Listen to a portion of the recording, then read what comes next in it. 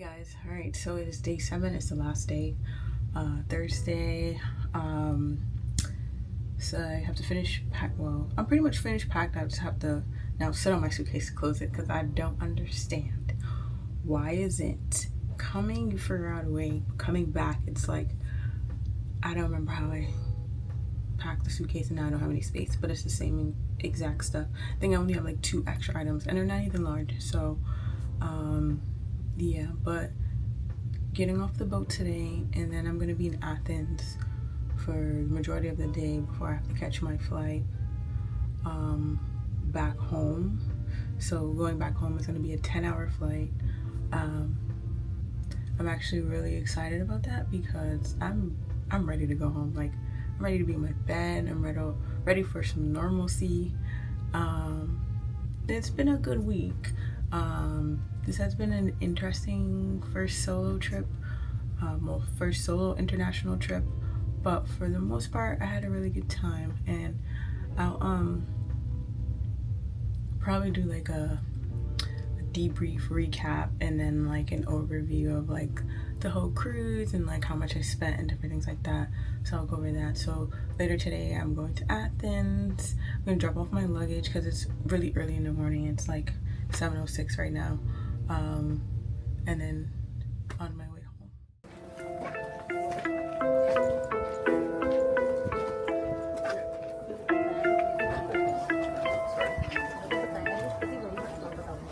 All right, so I'm off the ship now and walking through the ship terminal and about to get my ride over to the hotel that I stayed at the beginning of this trip to drop off my luggage. So I booked a tour with Get Your Guide, and pretty much is to see Acropolis and the different monuments and sculptures. We met outside of a yogurt shop, and then we went through the main entrance of the slopes in Acropolis, where pretty much it's a ticketed entrance, and that's our tour guide, the one with the hat on. Once inside, she basically went over like what we're going to see and like just rules of communication and basically how the tour guide is going, or basically how the tour is going to go. The tour was about, I want to say 2 hours, almost 3 hours. So we started at the bottom. I believe we were on the southern side of Acropolis, and then where you see at the top, we're gonna eventually reach up there later on the tour. I will say, if you do decide to go to Athens, Greece, and you want to do a tour, I would definitely recommend you wearing good walking sneakers, bring a water bottle, have your sunglasses, and a hat. So this theater is what's dedicated to the Greek god of wine and fertility, so they had a lot of shows here. I didn't take much notes during this tour. They did give us like a little receiver and headphones so that we could listen to her as she told us different facts about Acropolis and the different sections of it. One thing I do remember and that stood out to me was that Greek society, women were escorted by their male relatives, and in theater, only men were performers or did stage acts because they thought it was dangerous for women. And I don't believe women could be on stage or watch as well. So it's literally a male audience with male actors, and those male actors would portray women as well. Now we're heading towards another theater in the ruins. This theater is actually still actively used.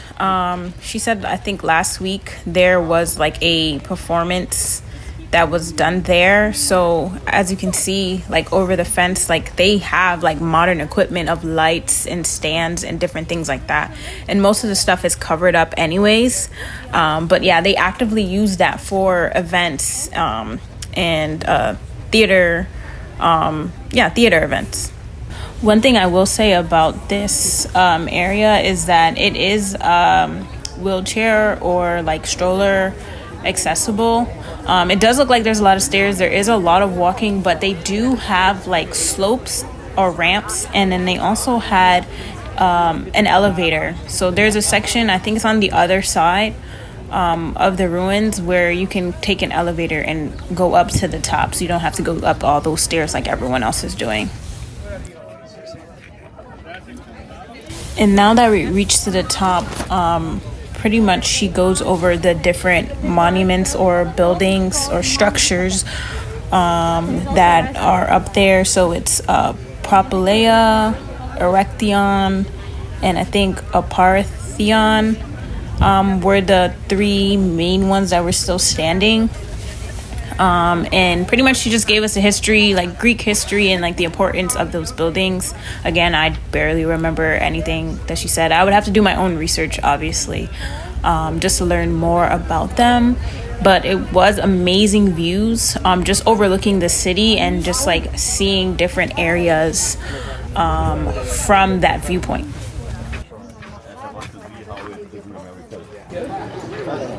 Oh, no, it's all right.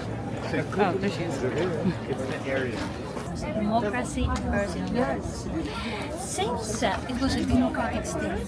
And all citizens were equally, they wanted to say that they were even equal to the gods. By representing simple citizens, they said we're equal to the gods.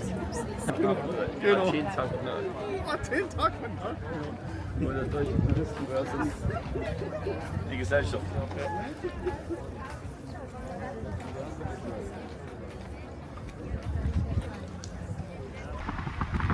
All right, so now the tour is over and I am in my Uber and on my way to the airport.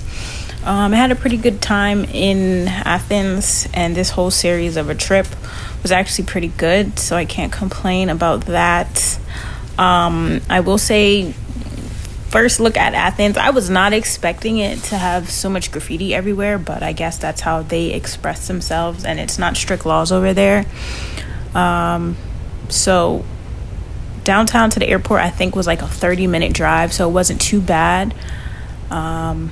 But for the most part, I did enjoy myself, and I do hope to go back to Greece and visit the other islands. Did you know that they have over 600 islands, but there's only probably about 15 that are really popular? So that's it for now, and I want to thank you guys so much for watching, and I'll see you guys on the next one.